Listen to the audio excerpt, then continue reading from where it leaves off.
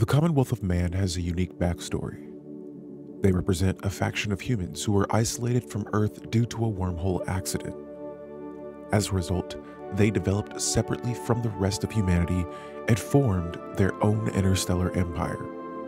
This faction is a playable pre-made human faction in the grand strategy game Stellaris. And today, we're going to look at some of the key details about them, and I'm going to show you how I played with them in the 3.10.4 Tech Open Beta. Let's begin by looking at some details about this empire, starting with the civic nationalistic zeal. Since this empire is on the xenophobic side, I figured we'd be at war a few times in this run, and what this does is decrease my war exhaustion and claim influence cost, increasing my endurance in warfare. As well as increasing my diplomatic weight per rivaling empire, it also opens a council position called Standard Bearer, increasing naval capacity by a small percentage. Our second civic is Distinguished Admiralty, increasing ship fire rate by 10% right off the back. My fleet command limit is increased by 10 ship size, and my commanders gain experience gain and 2 starting skill levels upon selection. We have a unique council position, Lore Hide Admiral, that increases our naval capacity and ship starting experience as well. Now then, let's begin our game by looking at the origin of this empire, Lost Colony. It turns out that over a century ago, mankind left Earth in a great ark ship carrying 250,000 people called the Chrysanthemum, leading them to a new world called Unity. The first few years were rough establishing our civilization, but challenge after challenge, the Commonwealth grew stronger until this civilization was once again ready to reach out and claim the stars.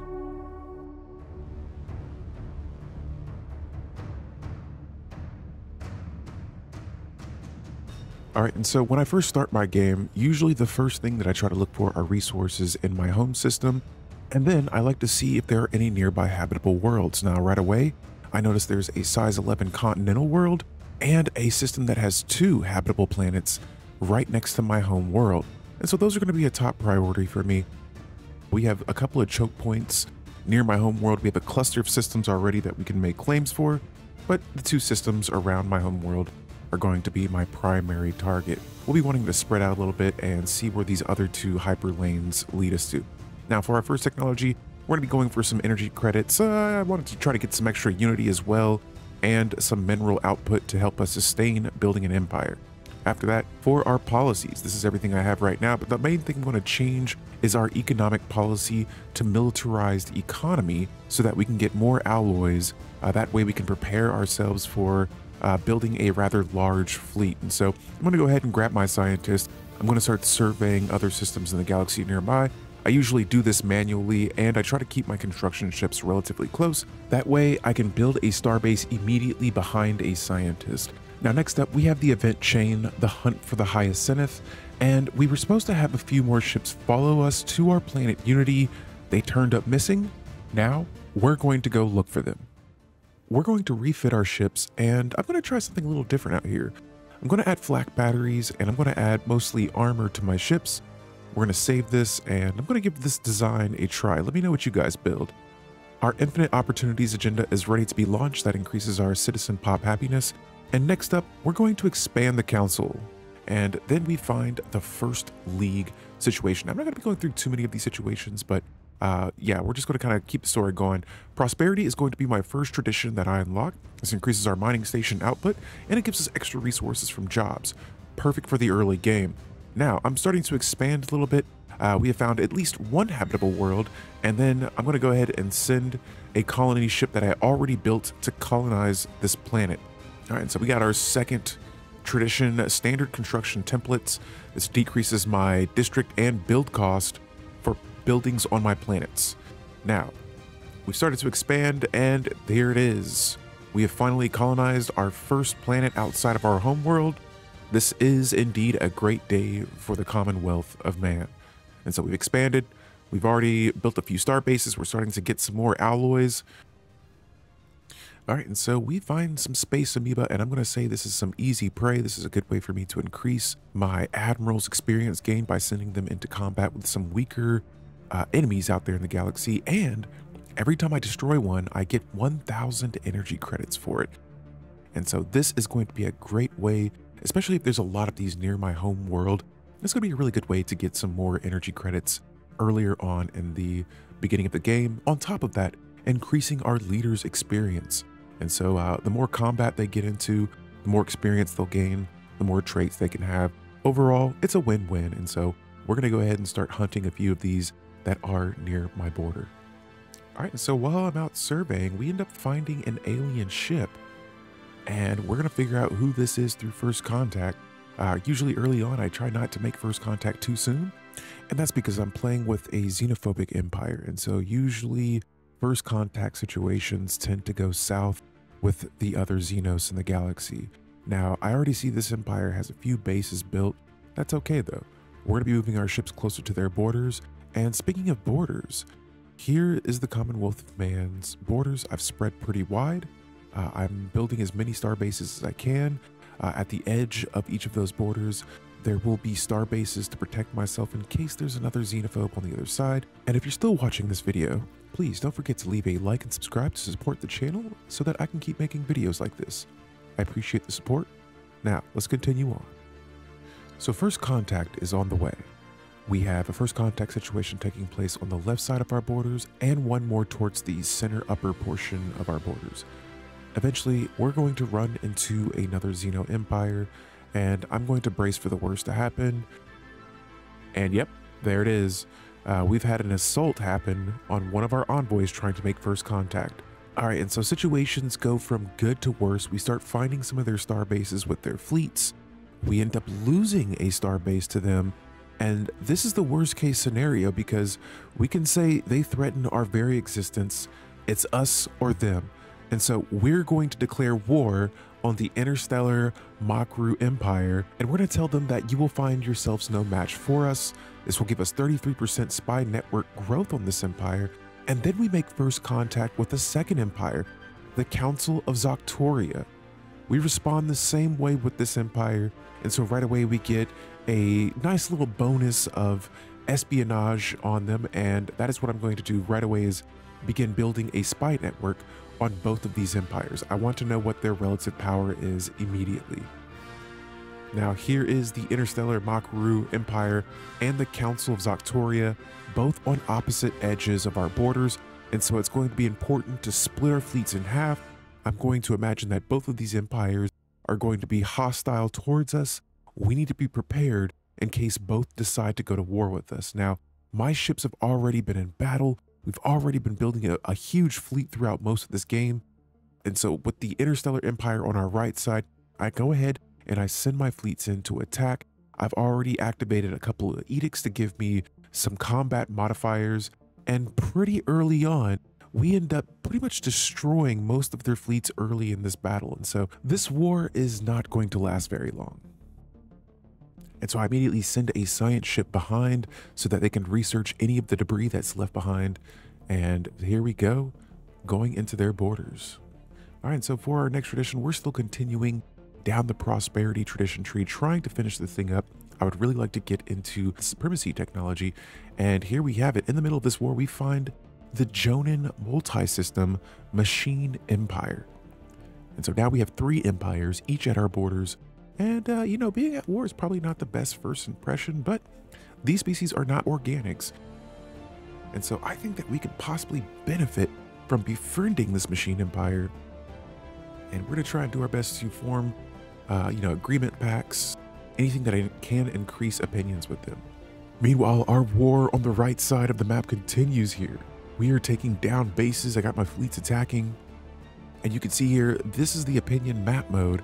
And of course, the Interstellar Empire is upset with us over on the right side. The Council, you know, I sent them negative first contact situations as well. They do not like us either. And now we've got a lead on our missing ship from the origin. And so we found a system where we believe we might find one of the missing ARC ships. Meanwhile, I've completed the prosperity tradition tree, and we're going to go for supremacy as our next tradition. And just adopting this tradition increases our naval capacity and army damage.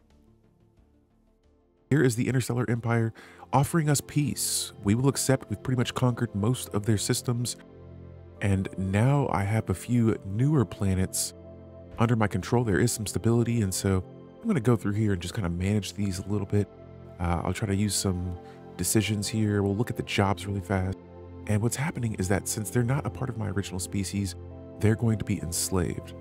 That's going to affect our amenities, and that could lead to some problems for our planets in the future. For our first supremacy tradition, we're going to go with Fleet Logistics Corps. And one of my leaders has died. Actually, it's my Grand Marshal. And so rip to our Marshal, we're going to have a new one. Grand Marshal Anita von Boyan is our next new Marshal. Good luck. All right, so let's take a look at a few of these archaeological dig sites that we've completed, starting with 2 angled that gave us the mineral cutting beam technology and ancient cavitational collapser technology to research. Next up, we have the crashed starship. This gives me ancient pulse armor technology to research. And finally, we have message in the bottle that increases our sublight speed. All right, so at this point, I'm getting ready to attack the Council Empire on the left side. I am literally just making claims on every single system that I can. I have tons of influence right now. They're also in alliance with the Interstellar Empire that we were at war with earlier, and so I made a few claims on their systems as well. I grab all of my ships, and I know the Council Empire on the left side is a tad bit stronger, and so I'm going to send majority of my fleets over there. I have Shipmaster Upright's Supremacy Tradition that we're going to go ahead and unlock as well. That increases my ship build speed by 25%, and something incredible happens. Before all of this goes down, we make first contact with the United Nations of Earth. We have a unique first contact situation, and they are surprised that we even survived this long. They say that it could not have been easy, but let us thrive together and build a better future for all of humanity. Now, with this empire, you know, they're the first human beings that we have found, you know, in the galaxy. We didn't even know that there were more of us out there. We've been looking for these ARC ships, but instead we find a United Nations of Earth empire. And so we're going to say, hey, we are glad to finally be reunited with the rest of our own species. And they are on the opposite side of the galaxy. And so this will be one empire I try to make friends with. We improve relations. I try to. I'd rather have my embassies offered, but I will open my borders to them. Back over here with the Council Empire, it is time for us to conquer their empire. We send our ships over there immediately since they're already at their borders, and we begin attacking right away. Now we have the birth of the galactic community. I immediately recruit an official to represent me in the galactic community, and while we're at war with the Council, we find a L-gate. Now on top of that, we have gained the research option for destroyer ships, and this is certainly going to give us the edge in future battles. For supremacy, we complete our 3rd tradition. This is the war games, and that increases the amount of ships that we can command, generally. Their war exhaustion's at 100%. Ours is only at 29. We've won pretty much every battle over here on the right side. I'm starting to conquer worlds as well, and I accidentally made a mistake. So I decided to settle the status quo. They end up keeping most of their systems. Guys, if you're ever at war with another empire, make sure before they send you that peace offering that you check out all the details on if you're going to win systems or not. Make sure that you are reaching your goals at the end of the war. In this case, I ended up getting nothing, but we won the war, so nonetheless, I'm not complaining. Now here is our galaxy map. There's a lot going on in this galaxy. More war is brewing up, and so hopefully you guys are enjoying the video so far. If you haven't already, hit that like and subscribe button. Let's dive back into our game. So now we have the galactic community getting ready to form the galactic market. And then I see that the Joran multi-system looks pretty weak, and so I'm going to make a tributary subjugation war against them. And one of my main goals here right now is trying to get a subject of one of these empires. The last thing we want is them forming an alliance here, and so what you just saw me do there is declare war on them, and I already have my ships at their border, and so usually before I declare war on an empire, I like to have my ships one system away from them. Here, I was mentioning earlier about my leaders and getting them leveled up. Now I can get all of these traits available for them, and so I won't dive too heavy in this because there's just so many leaders that get leveled up here, but time passes, the Jonan multi-systems empire has pretty much been fully conquered, and my Grand Marshal dies before seeing the end of the war again at the age of 92. And so we're going to have a new election here. I'm not supporting any of these leaders. And something tragic happens. The Council Empire was the only way I had access of getting to the Jonan multi-system empire that I'm currently at war with, and they closed their borders to me, and so a lot of my ships get more likely left behind. And so I end the war, and the United Nations of Earth subjugates them before I can. And so at this point, I am completely bamboozled. And so now this changes things. And so what I'm gonna do next is I'm gonna jump straight over to the Galactic Community tab, and I'm gonna see what our Diplo weight looks like. I notice we are voting on some absolutely terrible laws right now, and so I'm just gonna build a bigger fleet. I go to my fleet manager, I start reinforcing more ships, I add some more weapons to my destroyer ships in hopes that we can increase our Diplo weight through fleet power. I have a few new worlds under my control, but they're not really stable here, and so one thing I'm going to be trying to do here is probably decreasing the population size of the enslaved species and selling some of them on the market to get some more energy credits. Now that's one of the main resources I'm getting the most of. And ooh, for a xenophobic empire, getting the Blade of the Huntress could be very nice. I mean, really any empire, but this increases my sublight speed by 25% when I activate it. It increases my army morale along with a couple of other features. And I'm going to go ahead and continue using this throughout most of the game. All right, and so I kind of looked at the map a little bit, and one thing I noticed is that there is a purifying empire that looks pretty big. It looks like a really big empire, and so I'm thinking that, hey, this might be a threat, not only to my empire, but a majority of the southern border empires. And so I'm going to see if there's anything I can do with the United Nations of Earth, hopefully to help me assist in dealing with these guys. And so I don't jump into war with this empire immediately. I don't even activate the Blade of the Huntress because their fleet power is, I think their diplomatic or their relative power is equal to ours. And so right now, the council is just voting for all sorts of ridiculous things. Oh, we've found the first League home system. And so immediately I'm going to probably grab a science ship and send them over here to survey this. I want to get that ASAP. And when we complete it, look at all of that. We get a ton of unity, society research, we get influence, and we get the secret of the First League as a minor artifact situation that we can unlock. On top of that, I complete the Supremacy Tradition tree. And so upon completing this, my naval capacity is increased and my army damage. I adopt this tradition. This increases my star-based damage for our last tradition in Supremacy. And so, yes, this is huge. On top of that, we get our second Ascension perk. And I'm actually going to go with Grasp the Void instead. This one's a little different here, but I want more star bases here so that I can get more food. And honestly, I just want to defend my borders, to be honest. All right, so now we're also at war with the Council Empire again. This time, I'm not going to make the same mistake that I made before. We just went for a full-blown claim war.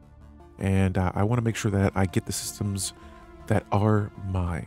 And so we do a little back and forth thing. You know, we trade attacking ships. I get my next tradition here that we're going to be starting with. And so for my third tradition, we're going to select Unyielding.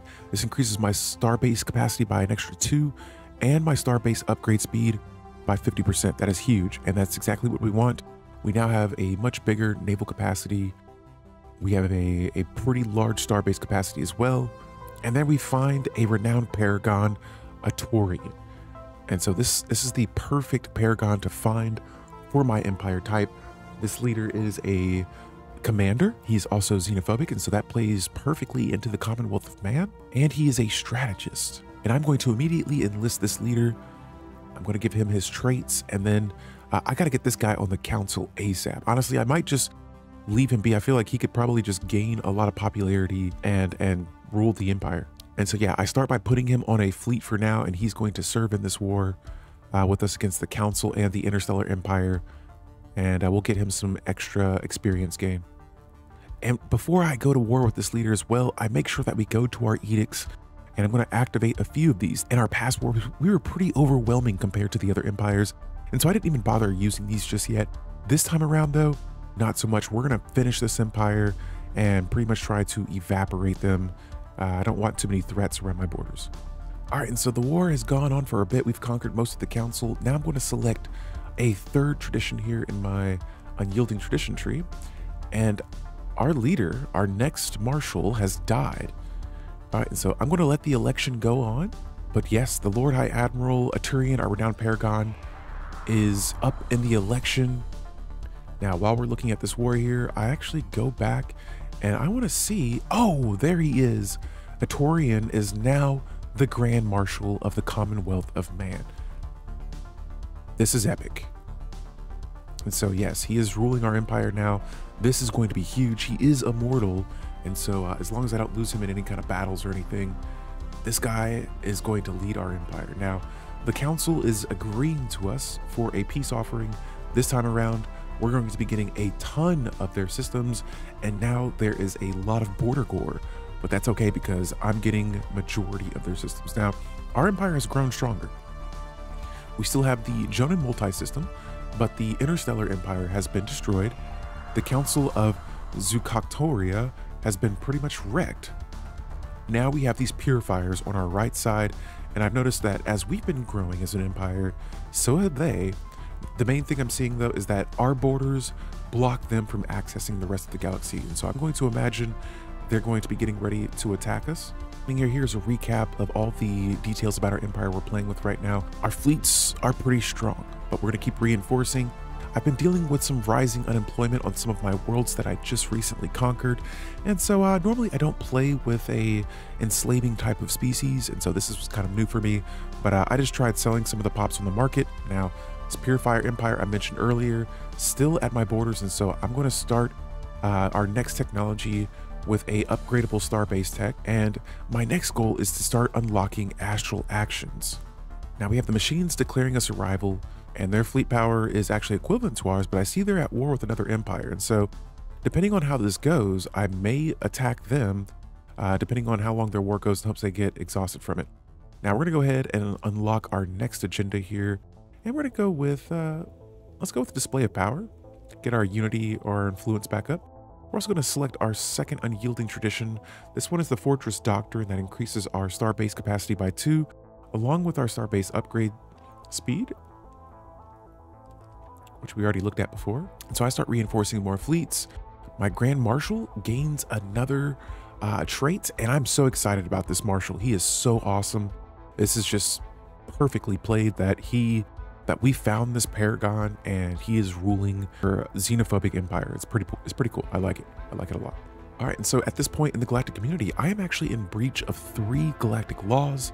I've been trying to change them, but other empires just have more diplomatic weight compared to mine. Now, I mentioned earlier I had some problems on my planets. We're gonna go with infinite opportunities to increase the happiness on our worlds, and we're gonna go ahead and put our third point into unyielding, this time increasing my unity per defensive armies, and my defensive armies get an extra modifier as well. All right, and so here we have found another renowned Paragon that is a commander. This is Gazuman, and he is going to be enlisted in our army immediately. All right, now my renowned Paragon has a situation here to initiate a program, and this program is going to decrease some of the deviancy on my worlds. Perfect timing for this because I needed this. Like I said, a lot of my worlds have been dealing with revolts, unemployment, happiness, and I'm keeping my eye on this council and machine war that's going on right now. I'm just kind of waiting to, go to war with them, wait for both of those empires to get weaker, and then I'm starting to see some scary things happening here. The Purifiers are now insulting me. Their fleet power is superior than ours. I'm in danger. And so for my next agenda here, I gotta go with the impenetrable, actually favored society. That way we can get some more alloy production. I go ahead and select our 4th unyielding tradition. And then that's when it happens. We get the alert that their empire is preparing to attack us. Their fleet power is overwhelming. Something's happening here that I'm missing. And so I'm gonna try to steal some technology from them. It may not work, but there it is. They're declaring war against us. I see their fleets here, and what I see here, they have a 28k fleet, and what they were doing is they have the astral action to summon a dimensional fleet. This completely shatters my entire game plan for going to war with the other empires. I was not expecting the Purifiers to be this strong, this fast, and like literally, I'm trying to avoid that fleet, but there's not going to be much I can really do to them. And so we get a couple of victories here in some of these battles. This is the big chunk of my fleets. And like I said, I see all of these ships heading my way. And I'm like, hey, let's try to dodge these guys for now. And so again, we try to get the heck out of here. We see their fleets chasing us by. And honestly, I was just like, you know what? I was like, let's just try to hold them off here. If we can't hold them off here, we can't hold them off anywhere. This war right here is what pretty much broke my empire. And so I was just like, you know what? We're going to try and face these guys head on. They had unbidden fleets, or they had a dimensional fleet they had summoned. We got annihilated, all right? I tried all I could, and they just completely wrecked my empire. And so slowly, I just watched my fleets just retreat, disappear, weaken. And after this point, I was just kind of shook. I was just like, what in the world? Our damage output was higher. The thing is they just had bigger fleet powers than ours. And so now they just continue pushing through my borders here. I had one more stand here. And we actually ended up surviving this. And so we held off for a little bit. Now, while this is all going up, I finished the Unyielding Tradition tree, and this Bulwark of Harmony was actually pretty nice. It gives us modifiers if we're in defensive wars. We've completed the Unyielding Tradition tree as well, and we get our third Ascension perk. And so for my third Ascension perk, for some reason, I go with the Flesh is Weak in hopes to possibly turn my humans into machines, and I was hoping that I could probably try to increase habitability on some of these worlds if our humans became cyborgs. But I think that honestly might be too late. If I could go back now, I would have probably tried to pick a different type of ascension path to take. What I'm doing here is I'm just kind of moving my fleets around the border so that we can avoid fighting the starbase, and we just try to pick off a few of their ships. And for a bit, it looks like we're actually starting to come back. It looks like we have a fighting chance here. Like I said, as long as I can avoid some of those dimensional fleets, I think we should be okay. Now, in this system, we have been defending this Ashma Wade system, and I think we had the most victories in this system. It was literally just defense after defense. All right, so even though they had higher fleet power than us, we still somehow managed to defend this system, and this was a glorious moment. We were going up against an overwhelming empire, and here we are still standing, holding off all their ships. And so one of the things that I got here and that I've been picking up with combat is trying to keep my ships as close to the starbase as I can during battle. But then that's when all things go south. After that, the purifiers are like, let's just shut this thing down. They come in with a 101k fleet. They use the astral action to summon a dimensional fleet again. And this time they just completely just shut everything down. They immediately destroy my fleets. I could not get away quick enough while we were trying to invade a world. I tried to just pretty much regroup all of my fleets and find the next choke point system.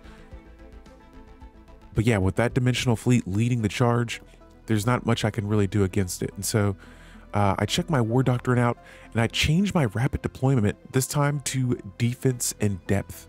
Well, things are starting to look a bit better because the United Nations of Earth declares a war on their empire, and then the galaxy declares the purifiers a crisis. And so we're going to say, can their rampage be stopped? But now every empire is at war with this crisis aspirant. And so this is actually bad for my empire because the war exhaustion gain has been reset. Can we survive against the Krenshik purifiers? We're going to go ahead and lean into our next tradition. This time around, I think I'm going to go with enmity, just so that we can try and just take advantage of rivalries.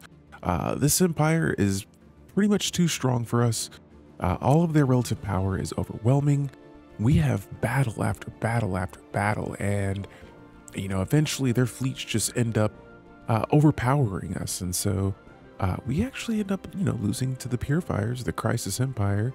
We gave this run a chance, and this is a part of the tech bonus, and so a couple of things here happen. The Sleepers awaken, and it's just, at this point, the galaxy is beginning to sprawl into chaos. And so I had a lot of fun with this run. Hopefully you guys did as well. You know, like I said, I would always like to win every single Stellaris game that I play, but that's not always the case. And especially with this being the tech open beta, you know, I kind of got annihilated here, but it was a lot of fun. And so, like I said, hopefully you guys enjoyed. And until then, we will see you for the next run. I'm Alfie Delete, and this is the Commonwealth of Man.